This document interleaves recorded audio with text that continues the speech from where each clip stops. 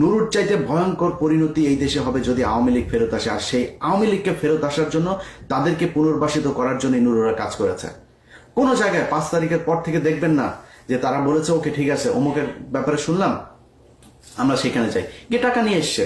দেশবাসীর জানা দরকার, যেদিন আফ্রিদির সাথে এই যে নতুন করে তার সাথে আমার বাঁধলো কেন শোনেন, আফ্রিদির বাপ যেদিন আটক হলো, আমরা সারা রাত জেগে খোঁজ রাখছি কোথায় কি হলো, কি হচ্ছে। পুলিশ, সিআইডি, ডিবি মানে আফ্রিদিরে ধরার জন্য তার বন্ধু বান্ধবী এমন কোনো বাসা নেই, সব জায়গায় রেড দিচ্ছে। সারা রাত জেগে তারা কষ্ট করছে। ধরা খাওয়ার পরে নুরুল হক নুরু XYZ পুলিশের এক কর্মকর্তাকে ফোন দেন, ভাই ওনাকে ছেড়ে দেন। সব শেষ যখন তাকে রাখা হয়, নুরু তাকে ফোন দিয়ে বলে আপনি কি ছাড়বেন নাকি আমি ঊর্ধ্বতনকে দিয়ে আপনাকে ফোন করাবো।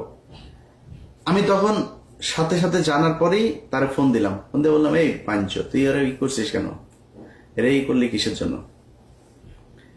এরপরে রাশেদ আমারে ফোন দেয়, রাশেদের ফোন আর ধরিনি, তার একটা মেসেজ পাঠালাম, ভয়েস মেসেজ, আপনার এই চোর বাটপার স্যাচরে বলেন যে এখানে আওয়ামী লীগের লোকজনের বাঁচাইতে।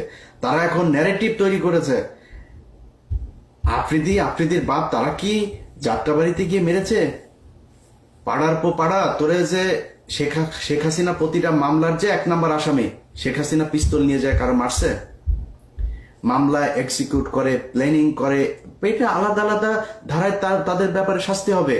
বাংলাদেশের যত কজন আওয়ামী লীগ আছে একদম নিচের শ্রেণীর কর্মী পর্যন্ত প্রতিজন হত্যা মামলার আসামি হবে, যার দায় যতটুকু। সাংবাদিক আসামি হবে, যেই ব্যবসায়ীরা বলেছে যে শেখ হাসিনার পাশে যে 3 তারিখ পর্যন্ত তারা পাশে থাকা, তাদের বিচার হবে, হইতে হবে। যার যতটুকু প্রাপ্য সেটুকু তার বুঝাইতে হবে। এখন আপনারা একজন টাকা দিবে, নঈম নিজামের কাছ থেকে যায় প্রতি মাসে মাসে বকেয়া আনতেন, আপনি বলেন এখন আমরা 5 কোটি টাকার জন্য মাই টিভি তো দখল করতে যান, মাই টিভির মালিককে ধরাইতে গেছি।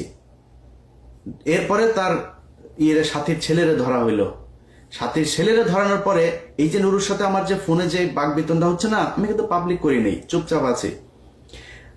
আফ্রিদি ধরার পরে সে নিজে পোস্ট করে ফেলো, সে যে পোস্ট লিখেছে সেই পোস্ট লিখতে মিনিমাম 2 ঘন্টা সময় লেগেছে। পোস্ট লিখে তারপরে সে জানান দিল যে আফ্রিদি এবং মাই টিভির পক্ষে সে। আরে বেটা তুই আফ্রিদির খবর জানিস না?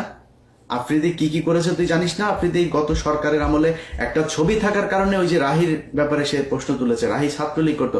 রাহি ছাত্রলীগ যদি নাকি আফ্রিদির পায়ে ধরে যদি রাহি ছাত্রলীগ হয়, রাহি তো বলেছে আমাকে জোর করে ছাত্রলীগ করানো হয়েছে, আমাকে দল করানো হয়েছে, যদি নাও করানো হয়, সে যদি করেও থাকে, তাহলে শেখ হাসিনার পায়ে ধরে যে তুই মাপ চাইলি, শেখ হাসিনার যে তুই মা বললি, তাহলে তুই কি? অতএব হিসাব করতে হবে নুরু ভাই।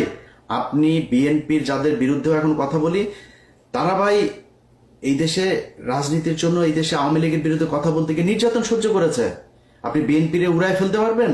বিএনপির লক্ষ লক্ষ মানুষ এই আওয়ামী লীগের বিরুদ্ধে শেষ পর্যন্ত তাদের পক্ষে আসে নাই। জামাত ইসলামের লোক তাদের পক্ষে আসে, জামাত ইসলামের আমিরের পর্যন্ত আমি ছাড়ি নাই। আমার এত সম্মানিত লোক, আমি তারা ছাড়ি নাই।